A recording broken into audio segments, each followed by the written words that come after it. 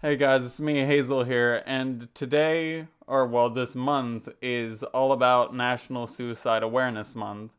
And because of that, I want to share some of my anecdotes as well as look at something because there's a pretty famous song that's called How to Save a Life by the Fray, which is basically a song about somebody wishing that they could have saved their friend or brother, I think it is, life. And there's a pretty popular version of it on YouTube that's the lyrical version. And I go there sometimes to listen to it because that song connects to me because I've had a friend that basically for months would say how he was going to kill himself in the summertime because he just was too chronically online and he didn't think that he was worthy of anything and how he was such a screw up. And I was there for him for so long before I broke away from him because I believed that what he was doing was manipulative and that he never actually did. And I don't know how he is nowadays, but I know that he's still alive. But that's one of my personal anecdotes. There's another one that I'll share later on, but I want to look at the comment section. I've nipped a few comments that strike me pretty hard that I think are pretty sad. And before I get into any of this, trigger warning, obviously we're talking about suicide here. And if you can't stand that, then you probably shouldn't be watching this. Another thing is that if you, loved one, friends, family, whatever, is going through rough times, even yourself are going through rough times, I'll put in the description a bunch of numbers, or just be there, just be nice and stuff like that. This is a pretty serious video. And if you have any of your own personal anecdotes to put in, just put it in the comments section. This won't be any fun for anybody. It's a pretty serious topic, but we'll get into it. I'll have them pulled up right here and I'll just start reading off some of them. And if you need a second and you need to leave the video, that's fine. This is going to be pretty hard for me to read these two, and it's pretty hard for these people who have lost or almost lost people. So I'll get into the first comment. I lost my best friend to suicide back in 2016. The worst thing is I found her. It hurts so bad I still have nightmares. This song is really important to me. Lately I've been trying to think of all the good things, listening to it, and it's getting better. Everyone who has lost someone important to them, hang in there. It really does get better. And I believe that too, but it's hard for some people to get out of that mindset because they're in a pretty terrible situation then, and it's hard for them to get off their feet, and because of that they lead to suicide and stuff like that, or drugs and alcohol to get away from their soaring pains. I had a friend who's really good at singing and sang this song at every party. Now he's gone, but he'll be forever missed by me and those who were around him. I have a personal anecdote of somebody, not really my friend, but really online friend. One day he sent me a Discord link as well as a bunch of other people. Basically, he was saying that he was going to kill himself that night, and he shared a bunch of screenshots of his dad telling him stuff. Basically, he was getting abused by his dad, and the only way he could get out of it was killing himself. But me and these group of strangers managed to find where he lives and call the police, and we were able to save him before he could drown. We don't know where he's at now, but we know that we had saved him, and it's pretty nice to know that hopefully he'll get better. But to be fair, we were just a bunch of randos that didn't even know each other, and for the most part didn't know the kid either. I mean, a lot of us picked on him because he was stupid, but we all came together because we knew that it would be fucked up to allow him to kill himself like that. And I hope that he is doing better, even though I don't know where he's at now. I have one more anecdote, but I'll leave it to the very end of this video because it is pretty hard. My best friend committed suicide last month. The last I remember of our conversation was when I was trying to talk him out of suicide on the other end of the bathroom door. The last thing I heard of him was, "What's the point of life?" before I heard him collapse to the floor. The bathroom door was locked, so I tried to barge in but couldn't. So I called 911 and waited in fear as the ambulance came 20 minutes later. It was out cold. I did not click the read more. I thought I did. It's pretty heavy to be... It's one thing to not know a person, or it's one thing to be miles away from them. It's another to be literally right there, so close to being able to stop them from doing it and just not being able to because of circumstances beyond your control. And to blame yourself is pretty hard. I hope that nobody does that, to blame themselves for somebody else's death because they couldn't do anything. My best friend I've known for over 7 years is suicidal. She tried to kill herself 4 times. I barely know her anymore. She's changed so much, from this happy girl to a depressed, suicidal nothing. I try to visit her as much as I can. I try to support and protect her as much as I can. But how hard I try, it seems she's slipping away more and more each time. I miss her. I lost her somewhere along in the bitterness. It's hard to be there for people. It's hard to always be there and help them and guide them, and they can't. Because I'm a nihilistic person, and I believe that the world is entirely fucked. And I do pick on others to be nihilistic, also nihilistic, but I know that I wouldn't allow anybody to try to kill themselves because they believe that the world is treating them unfairly. So my best friend committed suicide a couple weeks ago. I knew what she was going through. I was always by her side. I was always trying to show her the beautiful side of life. I always tried to make her laugh. It wasn't enough. We were together minutes before she took her own life. We had gone to the cinema to watch a film she told me she'd like to watch. After the film, we went to our house. She called me and we were starting to talk about school and stuff. At some point, she stopped talking. Some minutes later, she told me that she would call me back.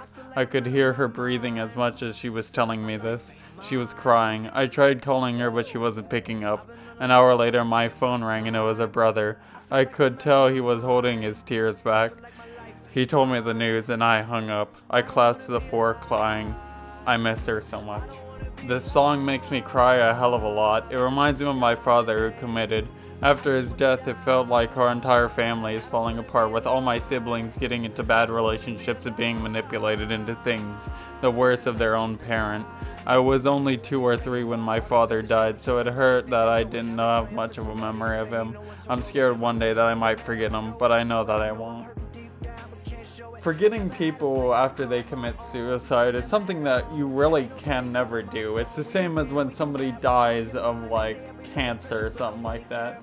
Their memory will never be forgotten because their life has been taken from them so early before they could do anything, unless of course they're old, but it's just something that you will never forget in a good or bad way. To my parents, the hardest part of losing you is keep on living without you. Stay strong, everyone. This song I dedicated to my young friend who senselessly took his life. I always think of him and remember him. He was just 20 years old. I wish I had known, wish I could have helped him. I love this song, but it makes me sad too. To think that I could have helped someone but didn't know how. That's what truly haunts me. That's what haunts me too, is trying to help somebody and it just doesn't work out and they still commit it anyways. But something that you can always think about is that no matter what, if you tried your damnedest and they still did it, that not to blame yourself and to just move on and just think about the good times that y'all had. 3 days ago, my friend of 4 years killed himself by shooting himself in the head. I had talked to him earlier in the day and he acted like everything was fine. I didn't see the pain behind his smile, his laugh, his eyes. He was so happy. He told people he had to go home and talk to his parents. What none of us knew is that he was going home to an empty home. I hate myself for letting him go. He threw so many hints at us, but none of it took them. He helped so many people, but we couldn't help him. I hate how only few people could turn the happiest, funniest, coolest, and helpful person you could ever meet and make him want to die. I hate the people who did this to him, and now he isn't here anymore. I hate how we didn't realize that we care. We loved him so much, and I hope he knows how much it affected all of his friends and family. Something that just is something that's inevitable is that a lot of people like to hide their pain, so people wouldn't know that they're going through something because they don't want to lay the burden of them onto others, which is why they go and help others out while still hiding their pain. It's something that, I did at one point with my friends, that I didn't tell them anything about what I was going through because I was trying to help them. And it was only after they all left me that I showed what I truly felt about them. And it's something that happens a lot with depressed people because they don't want the burden, because that's what they think is that, if I lay my problems onto these people, then they'll become sad, they'll be burdened, and they don't want to do that. It's not your fault that he died. It was probably very hard at the time to realize the signs because he wasn't showing it like you said. I hope you've gotten past it though. My brother got out of the Marines. He was out for 8 months or so and took his life, and it still hasn't gotten easier. Every major life event he has missed, I still cry, and I have had 2 more kids. I'm going to pilot school. I've traveled to places we've always wanted to go, and done things we've always wanted to do, so maybe he can live through me. I miss you so much, brother, and I love you. Maybe one day our paths can cross again.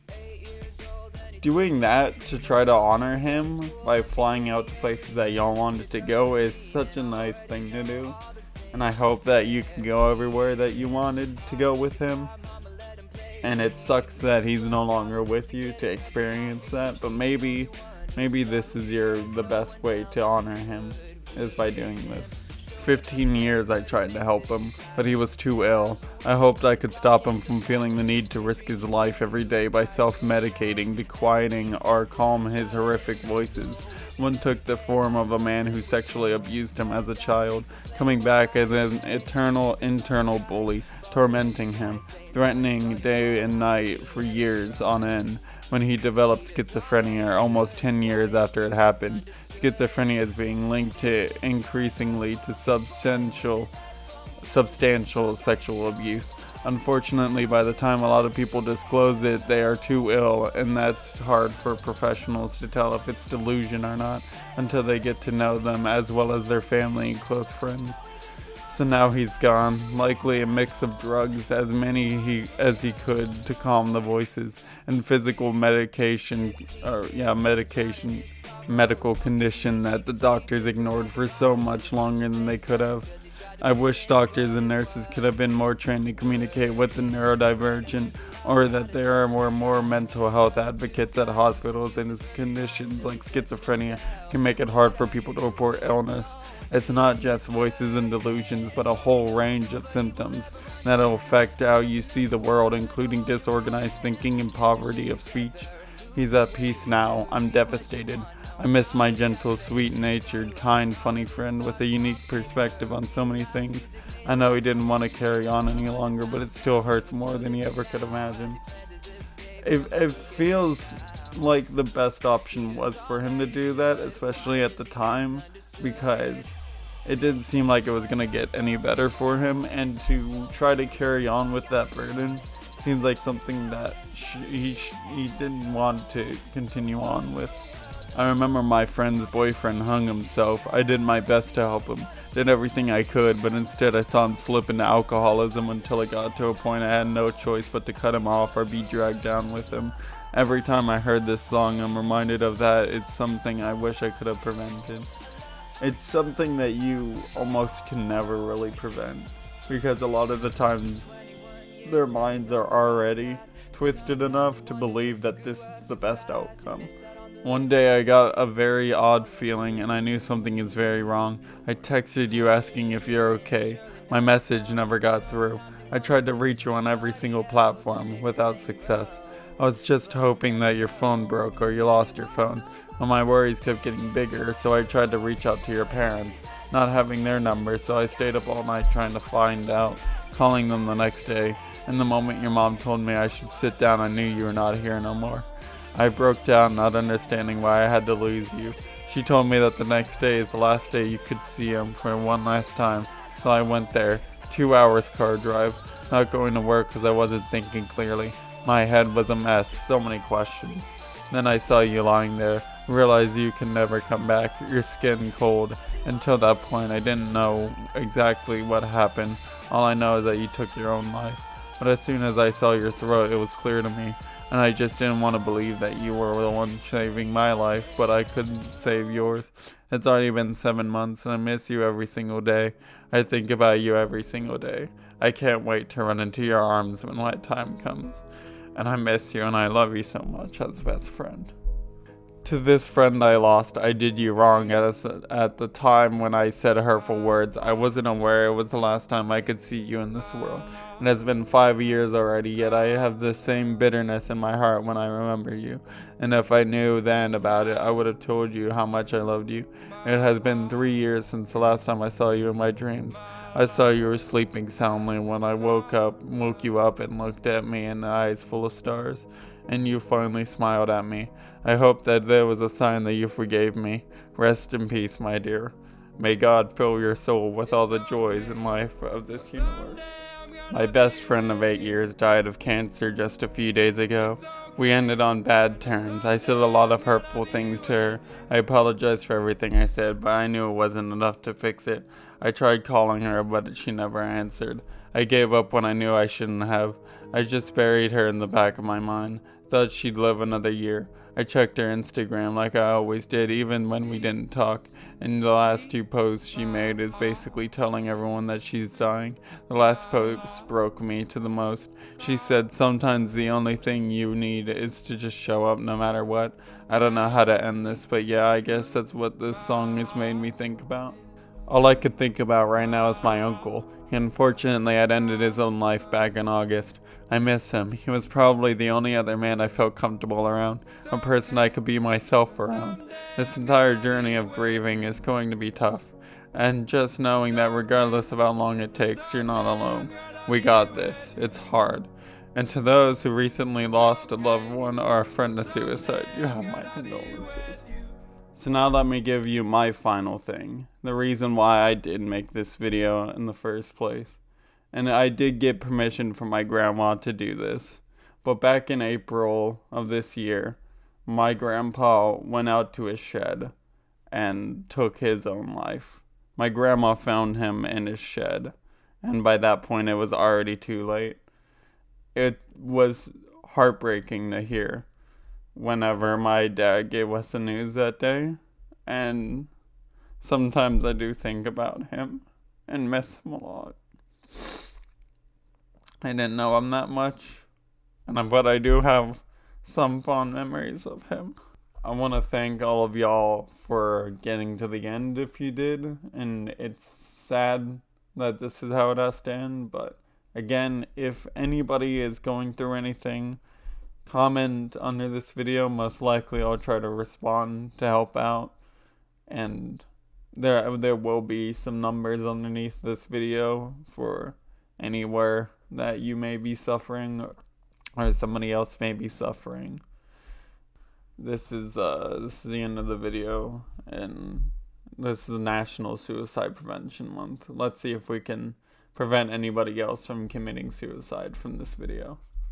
So as I was editing this video, as I got through everything, I went to bed last night and I had a dream where at the end of it, it was me, my grandma, and my grandpa all sitting at a table with my grandma's friends.